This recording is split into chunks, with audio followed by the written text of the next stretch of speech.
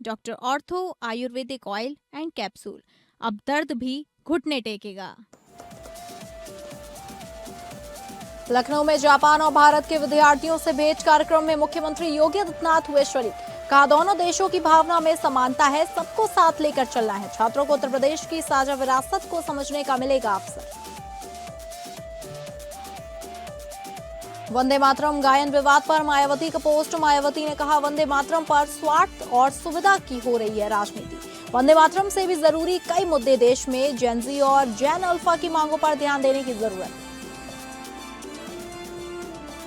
मथुरा में निर्माणाधीन मॉल की शटरिंग गिरी, 3 की मौत। नाइट शिफ्ट के दौरान हादसा, 5 मजदूर कर रहे थे काम। सीएम योगी ने लिया संज्ञान, जताया दुख।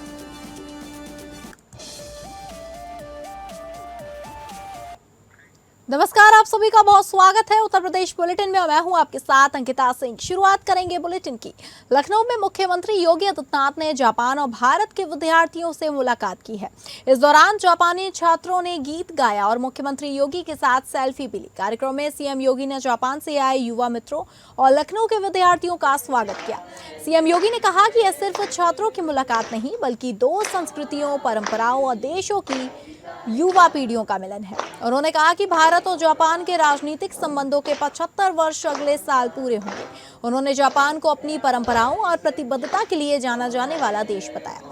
मुख्यमंत्री ने कहा कि दोनों देशों के छात्र अपने भविष्य की कहानी लिख रहे हैं।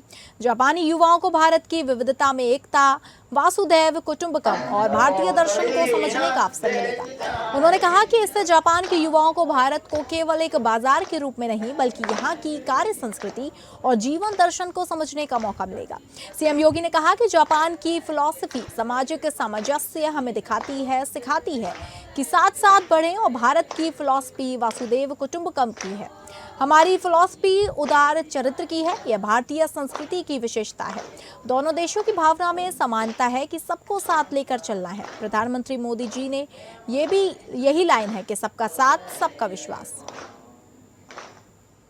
जापान की फिलॉसफी वाह यानी सामाजिक सामंजस्य हमें सिखाता है कि समाज साथ साथ मिलकर के आगे बढ़े, और भारत की संस्कृति वसुधैव कुटुंबकम, जिसमें पूरी दुनिया को एक परिवार के रूप में हमने मान्यता दी है। लखनऊ से जुड़े हुए इन सभी युवा विद्यार्थियों का मैं हृदय से इस विशेष मीट में अभिनंदन करता हूं, स्वागत करता हूं। एक बच्चा लखनऊ के किसी गांव से आया है और दूसरा जापान के किसी गांव से। एक हिंदी बोलता है, दूसरा जापानी, पर दोनों के बीच में एक चीज समान रूप से है, और वह है कि दोनों अभी अपने भविष्य की कहानी लिख रहे हैं और उसे आगे बढ़ाने के लिए प्रतिबद्ध दिखाई देते हैं। भाजपा ने तय किया है कि विधानसभा चुनाव को देखते हुए वो अपने पूर्व पदाधिकारियों को अलग अलग जिम्मेदारी देंगी। चुनावी मोड में चल रही भाजपा अपने किसी भी अनुभवी और मेहनती चेहरे को खाली घर बैठने नहीं देगी। संगठन के समायोजन के बाद पार्टी की नजर उन चेहरों पर है जिन्हें कोई विशेष जिम्मेदारी नहीं मिली है, लेकिन वो पार्टी के प्रति वफादार और अनुभवी हैं। विधानसभा चुनाव के मद्देनजर बीजेपी ने साफ किया कि जिन लोगों को प्रदेश इकाई, मोर्चा और क्षेत्रीय टीमों में समायोजित नहीं किया जा सका, उन्हें प्रकोष्ठ, प्रकल्प और चुनाव समितियों समेत कई अन्य इकाइयों में भूमिकाएं दी जाएंगी। इस भूमिका को सीधे तौर पर 2027 के विधानसभा चुनाव से जोड़कर इसलिए भी देखा जा रहा है क्योंकि पूर्व पदाधिकारियों को नई टीम में जगह न मिलने से जो मायूसी उनके अंदर आई है, उसको दूर किया जाए, ताकि वो अपने लंबे अनुभव को पार्टी हित के लिए प्रयोग कर सके। इस रणनीति के अंतर्गत भाजपा उत्तर प्रदेश में प्रदेश पदाधिकारी के तौर पर काम कर चुके अनुभवी चेहरों को चुनावी प्रबंधन में समायोजित करेगी। उन्हें विभिन्न प्रकोष्ठ, प्रकल्प और चुनाव समितियों में भूमिकाएं दी जाएंगी, ताकि उनके लंबे अनुभव का लाभ पार्टी को 2027 के विधानसभा चुनाव में मिल सके। प्रदेश इकाई से उपाध्यक्ष, महामंत्री और मंत्री के रूप में कार्य कर चुके 20 से अधिक चेहरों को चुनावी प्रबंधन में शामिल करने की रणनीति बनाई जा रही है। पार्टी सबसे पहले ऐसे चेहरों को अवसर देगी जो किसी न किसी क्षेत्र के प्रभारी रह चुके हैं। उनके जातीय समीकरण और क्षेत्र में पकड़ देखते हुए नई चुनावी योजनाएं बनाई जाएंगी। अनुभवी चेहरों को निगम, आयोग, बोर्ड और प्राधिकरणों में खाली पदों पर अवसर देकर उनके चेहरे पर चमक लाने का प्रयास होगा। पूर्व प्रदेश पदाधिकारी, क्षेत्रीय प्रभारी, निगमों के पुराने चेहरों के साथ ही पार्टी, सरकार और संगठन से जुड़े अन्य नेताओं और कार्यकर्ताओं की भी मदद लेगी, ताकि चुनावी प्रबंधन को न सिर्फ बेहतर बनाया जा सके बल्कि गांव-गांव तक पहुंच भी बनाई जा सके।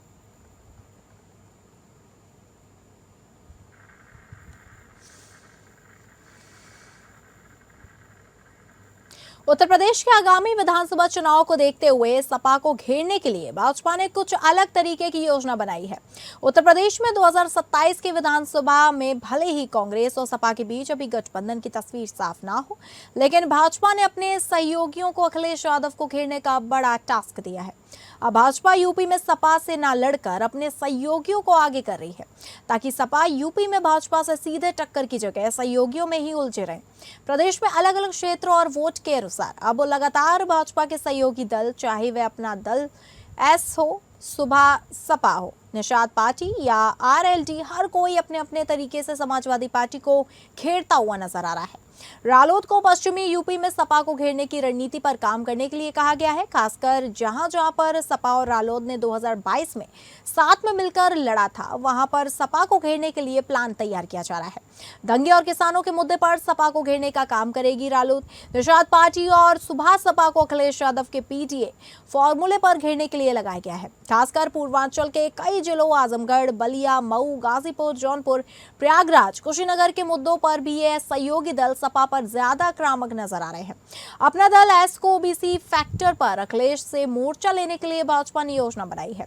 सोनभद्र, मिर्जापुर, बांदा जैसे जिलों के मुद्दे पर सपा पर अपना दल एस सीधे जुबानी अटैक कर रही है। समाजवादी पार्टी के सुप्रीमो अखिलेश यादव जी जिस प्रकार पीडीए की पुपाड़ी बजा रहे हैं, उससे तो ये प्रतीत होता है जैसे कोई फटा हुआ बांस बज रहा है, क्योंकि फटे हुए बांस की ध्वनि बार बार बदलती रहती है। जिस प्रकार अखिलेश यादव जी की पीडीए की परिभाषा बार बार बदलती रहती है। जहां तक 2027 के विधानसभा चुनावों की बात आ रही है, समाजवादी पार्टी भारतीय जनता पार्टी से तो लड़ना बहुत दूर की कौड़ी साबित होगा। उससे पहले समाजवादी पार्टी को सुहेलदेव भारतीय समाज पार्टी से लड़ना होगा, अपना दल से लड़ना होगा, निषाद पार्टी से लड़ना होगा, आरएलडी से लड़ना होगा। समाजवादी पार्टी के लिए एनडीए के जितने भी सहयोगी दल यही काफी है। राष्ट्रीय लोकदल हमेशा से निरंतर विकास की राजनीति को महत्व देता है। आज भी माननीय जयंत चौधरी जी के नेतृत्व में हम जाति धर्म से परे होके युवाओं को हुनरवान बना रहे हैं। वंदे मातरम के गायन पर हो रहे विवाद के बीच बीएसपी सुप्रीमो मायावती ने पोस्ट किया है। मायावती ने कहा कि देश में वंदे मातरम गायन को पूरा गाना है या शुरू के 2 पैरा गाने हैं या नहीं गाना है, इसको लेकर जो इस समय में देश में राजनीति चल रही है यह ठीक नहीं है। और इस मामले में बीएसपी का यही कहना है कि वंदे मातरम गायन को लेकर अभी हाल ही में संसद में जो कानून पास किया गया है, यह कोई पहली बार ऐसा नहीं हो रहा है, क्योंकि केंद्र और राज्यों में भी सत्ता परिवर्तन के दौरान सभी पार्टियां अपने राजनीतिक स्वार्थ और फायदे के हिसाब से या फिर अपनी कमियों पर से जनता का ध्यान बांटने के लिए यह सब करती रही है, यानी एक दूसरे के बने कानूनों को बदलती रहती हैं। मायावती ने कहा कि इस समय देश और जनहित के मुद्दों पर, खासकर बेरोजगारी, युवाओं और छात्र छात्राओं, जेनजी और जेनजी अल्फा की मांगों पर ध्यान देने की जरूरत है। इस समय देश के कुछ भागों में भयंकर आई बाढ़ से हो रही जान माल की हानि जैसे अनेकों और भी अति महत्वपूर्ण मुद्दों पर केंद्र और सभी राज्य सरकारों को तथा साथ ही साथ सभी राजनीतिक पार्टियों को भी सही से समुचित ध्यान देनी चाहिए। यही वर्तमान में देश और जनहित में समय की सबसे जरूरी मांग भी है।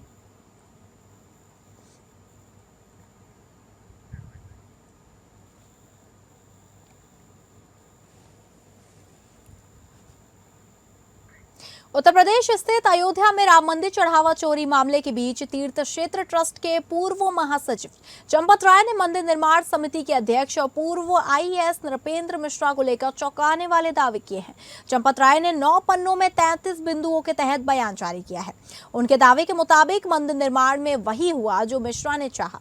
साल 2019 में सुप्रीम कोर्ट के निर्णय के बाद से लेकर आज तक के घटनाक्रमों का जिक्र करते हुए राय ने दावा किया कि निर्माण के लिए कौन सी कंपनी काम करेगी और वास्तुकार कौन होगा तक के फैसले नृपेंद्र मिश्रा ने किए। चंपत राय के दावे के मुताबिक कई मामलों में ऐसा भी हुआ है कि नृपेंद्र मिश्रा के अलावा किसी और के फैसले या मशवरे को महत्व ही नहीं दिया गया। चंपत राय ने कहा कि मंदिर निर्माण के सभी निर्णयों में नृपेंद्र मिश्रा की प्रमुख रहे। उन्होंने कहा कि मिश्रा के कहने पर ही L&T को निर्माण के लिए चुना गया। निर्माण के सभी निर्णयों में नृपेंद्र मिश्रा ही प्रमुख रहे। पूर्व महासचिव ने कहा कि नृपेंद्र मिश्रा के साथ अनूप मित्तल बैठक में आते थे। पूर्व महासचिव की ओर से ये आरोप ऐसे समय में लगाए गए हैं जब एक ओर चढ़ावा चोरी मामले की SIT जांच चल रही है और दूसरी ओर नृपेंद्र मिश्रा ने मंदिर निर्माण के पूर्ण होने का समय मार्च 2027 बताया है। आपको बता दें कि चढ़ावा चोरी के मामले में नृपेंद्र मिश्रा ने कहा था कि उन्हें यह कहने में कोई गुरेज नहीं है कि यह अव्यवस्था का मामला होने के साथ साथ टाका है। नृपेंद्र मिश्रा ने बिना किसी का नाम लिए ये भी कहा था कि अपने मन मुताबिक नियुक्तियां की गई। मिश्रा ने पहली बार कहा था कि राम मंदिर का संचालन और उसकी व्यवस्था CO सरीखे सिस्टम के दायरे में आना चाहिए। चंपत राय का यह बयान इसलिए अहम हो जाता है क्योंकि पिछले दिनों चढ़ावा चोरी को लेकर उन पर गंभीर आरोप लगे। हालांकि SIT की जांच में उन्हें क्लीन चिट मिली है और इस क्लीन चिट के बाद उन्होंने मंदिर निर्माण और मंदिर से जुड़े फैसलों को लेकर चुप्पी तोड़ी है। अब सवाल इस बात का है कि चंपत राय क्या कहना चाह रहे हैं। क्या अब वो गड़बड़ियों के लिए नृपेंद्र मिश्रा के खिलाफ मोर्चा खोल रहे हैं? उधर चंपत राय की चिट्ठी सामने आने के बाद राम मंदिर निर्माण समिति के चेयरमैन नृपेंद्र मिश्रा ने कहा कि प्रारंभिक समीक्षा हुई है। मंदिर के अंदर का निर्माण 30 सितंबर तक पूरा हो जाएगा। इसलिए उन्होंने भुगतान को लेकर भी बड़ा बयान दिया। उन्होंने कहा कि सभी भुगतानों की समीक्षा हो रही है।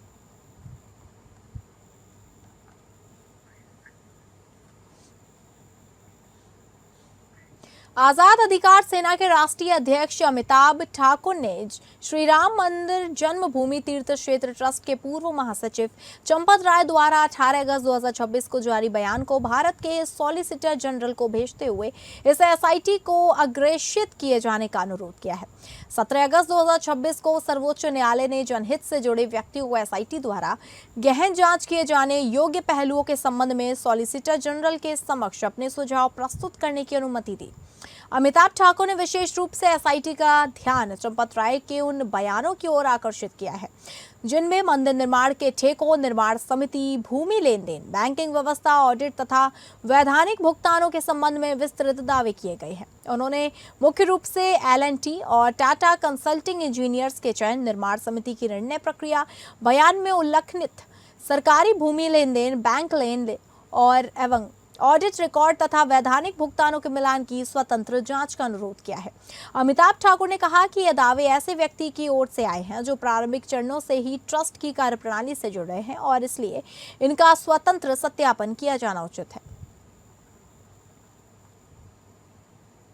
अगली खबर है बलरामपुर से, जहां के फुलवरिया बाईपास चौराहे पर लगी बेटी बचाओ बेटी पढ़ाओ थीम की मूर्ति को लेकर सवाल उठने लगे हैं। मूर्ति बदलवाने की मांग को लेकर पूर्व सांसद, प्रत्याशी एवं समाजसेवी युगल किशोर शुक्ल एडवोकेट ने SDM वित्त एवं राजस्व को ज्ञापन सौंपा। युगल किशोर शुक्ल एडवोकेट का कहना है कि मूर्ति में एक लड़की को किताब पर बैठा और दूसरे को किताब पर खड़ा दिखाया गया है, जो उचित नहीं है। ज्ञापन में मांग की गई है कि वर्तमान मूर्ति को हटाकर हाथ में किताब के लिए छात्रा की प्रतिमा लगाई जाए। साथ ही महाराजा पाटेश्वरी प्रसाद सिंह, वीरांगना लक्ष्मीबाई या किसी महापुरुष, शहीद अथवा जननायक की प्रतिमा स्थापित करने का सुझाव दिया गया। वरिष्ठ अधिवक्ता गयास अहमद खान ने फुलवरिया बाईपास चौराहे पर महाराजा भगवती प्रसाद सिंह की प्रतिमा लगाए जाने की मांग रखी। उन्होंने कहा कि भगवतीगंज नगर का नाम महाराजा भगवती प्रसाद सिंह के नाम पर रखा गया था। जो मूर्ति लगाई गई है, अनावरण किया गया है, उसके खिलाफ हम लोग विरोध इसलिए कर रहे हैं कि 2 लड़कियों को 4 पुस्तकों पर खड़े होने दिखाया गया। वो पुस्तकें धार्मिक ग्रंथ भी हो सकती हैं, वो गीता, रामायण, बाइबल, कुरान और गुरु ग्रंथ साहब भी हो सकता है और हमारी किताबें भी हो सकती हैं। विद्या तो विद्या है। तो इस तरह से जो मॉडर्न सोच को लेकर के एक विदेशों के यहाँ जो होता है, विदेश में होता है, उसकी पुनरावृत्ति की जा रही है, जो हमारे संस्कृति, हमारे कल्चर के बहुत खिलाफ है। आज हम सब ने अपर जिला अधिकारी को एक ज्ञापन सौंपा है। फुलवरिया बाईपास चौराहे पर जो गोंडा रोड पर स्थित है, एक बेटी बचाओ बेटी पढ़ाओ थीम पर मूर्ति लगाई गई। वह मूर्ति 4-5 किताबों पर एक लड़की बैठी हुई है और एक तिरछी किताब पर एक लड़की हवा में लहराती हुई खड़ी हुई है, जो अमर्यादित है। अगली खबर हमीरपुर से, जहां जनपद मुख्यालय के बेसिक शिक्षा कार्यालय में पेंशन निर्धारण और एरियर भुगतान के नाम पर शिक्षकों से कथित वसूली का मामला सामने आया है। उत्तर प्रदेशीय प्राथमिक शिक्षक संघ ने वित्त एवं लेखा अधिकारी कार्यालय में तैनात लेखाकार पर गंभीर आरोप लगाते हुए बीएसए से शिकायत की है। संघ का आरोप है कि शिक्षिका जीनत बानो से 1,000 रुपए की मांग की गई और उनकी पेंशन में कटौती भी की गई। वहीं शिक्षिका हेमलता सोनी से एरियर भुगतान के बदले 15,000 रुपए की वसूली की गई।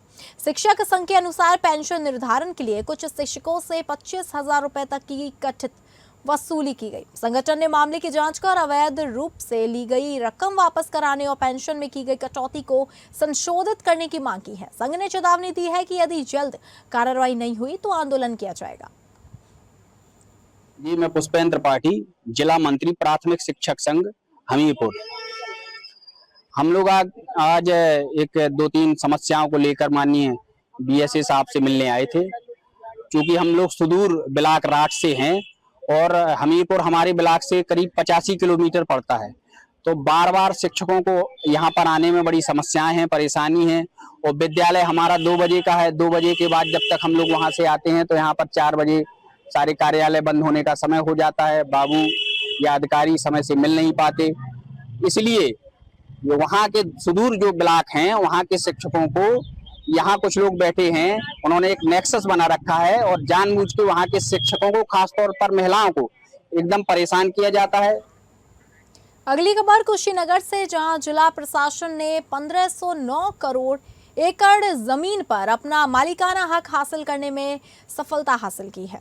पडरौना राज दरबार की सेलिंग भूमि का विवाद 1959 से चल रहा था, लेकिन तमाम कानूनी अड़चनों के कारण कोई निर्णय नहीं हो पा रहा था। लेकिन कानूनी संघर्ष को आखिरकार निस्तारण हो गया।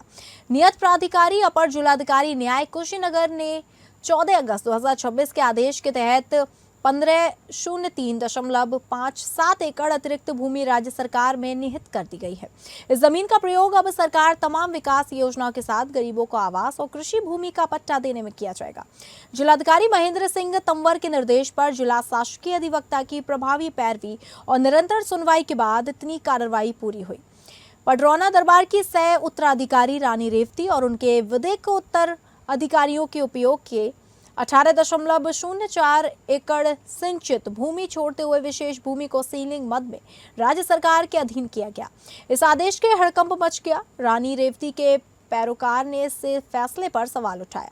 रानी के पैरोकार मोतीलाल गुप्ता ने बताया कि इस फैसले के खिलाफ उच्च न्यायालय में वाद दाखिल किया जाएगा।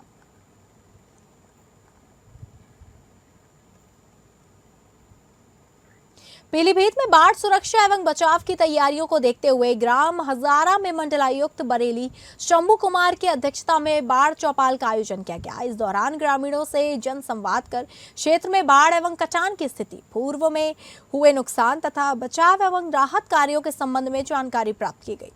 चौपाल में उप जिलाधिकारी पूरनपुर द्वारा बाढ़ से बचाव के लिए की जा रही तैयारियों की जानकारी दी गई। उन्होंने बताया कि क्षेत्र में बाढ़ चौकियां एवं कंट्रोल रूम की व्यवस्था की गई है। राहत किट की व्यवस्था हेतु टेंडर प्रक्रिया की जा रही है तथा बाढ़ प्रभावित क्षेत्रों में आवश्यक व्यवस्थाओं पर लगातार निगरानी रखी जा रही है। ग्रामीणों ने संवाद के दौरान कटान की समस्या के स्थायी एवं तत्कालिक समाधान, तटबंधों के सुदृढ़ीकरण एवं कटान निरोधक कार्य, सड़क एवं संचार व्यवस्थाओं को बेहतर करने, मोबाइल टावर की व्यवस्था तथा नई ग्राम सभा के पुनर्गठन सहित विभिन्न मांगे आयुक्त के समक्ष रखी। ये माननीय मुख्यमंत्री जी के निर्देश हैं कि जो बाढ़ प्रभावित क्षेत्र हैं उनका वरिष्ठ अधिकारी मुआयना करें। तो आज मैं मंडलायुक्त बरेली, जिलाधिकारी पीलीभीत और एसएसपी पीलीभीत के साथ यहाँ पे निरीक्षण करने आया हूँ। यहाँ पे पंजारा और जो बमनपुर भगीरथ ग्राम पंचायत है, ये बाढ़ से हर साल प्रभावित होता है। तो हम लोग यहाँ पे निरीक्षण किए हैं। यहाँ पे प्रशासन की जो बाढ़ से निपटने के लिए जो तैयारी है उसको देखा है। यहाँ पे बाढ़ चौकी, यहाँ पे पशु के शरणालय और स्वास्थ्य संबंधी तैयारी और जो राहत किट और राहत वितरण की जो तैयारियाँ हैं वो प्रशासन ने बहुत अच्छी तरीके से कर रखी है। वृंदावन में निर्माणाधीन ओमैक्स कोर्ट यार्ड मॉल में बड़ा हादसा हो गया। अचानक सेंटरिंग गिरने से निर्माण कार्य में लगे कई मजदूर इसकी चपेट में आ गए। हादसे में अब तक 3 मजदूरों की मौत हो चुकी है, जबकि कई मजदूर घायल बताए जा रहे हैं। हादसे में नेपाल निवासी शिवराम की मौके पर ही मौत हो गई। वहीं गंभीर रूप से घायल 2 अन्य मजदूरों ने उपचार के दौरान दम तोड़ दिया। इसके बाद हादसे में मृतकों की संख्या बढ़कर 3 हो गई। हादसे के बाद मौके पर चीख पुकार मच गई और अफरा तफरी भी मच गई। आसपास मौजूद लोगों और साथी मजदूरों की मदद से घायलों को बाहर निकाला गया। सभी घायलों को तत्काल अस्पताल पहुंचाया गया, जहां उनका उपचार चल रहा है। और बताया जा रहा है कि निर्माणाधीन मॉल में अचानक सेट रिंग गिरने से यह हादसा हुआ। घटना के बाद निर्माण स्थल पर सुरक्षा व्यवस्था को लेकर गंभीर सवाल खड़े हो रहे हैं। आरोप है कि निर्माण कार्य के दौरान सुरक्षा मानकों का पर्याप्त ध्यान नहीं रखा जा रहा था और मजदूरों की सुरक्षा के लिए जरूरी इंतजाम भी मौजूद नहीं थे। हादसे की सूचना मिलते ही पुलिस मौके पर पहुंची और घटना की जानकारी जुटाई। पुलिस द्वारा हादसे कारणों और निर्माण स्थल पर सुरक्षा मानकों के पालन की जांच जारी है।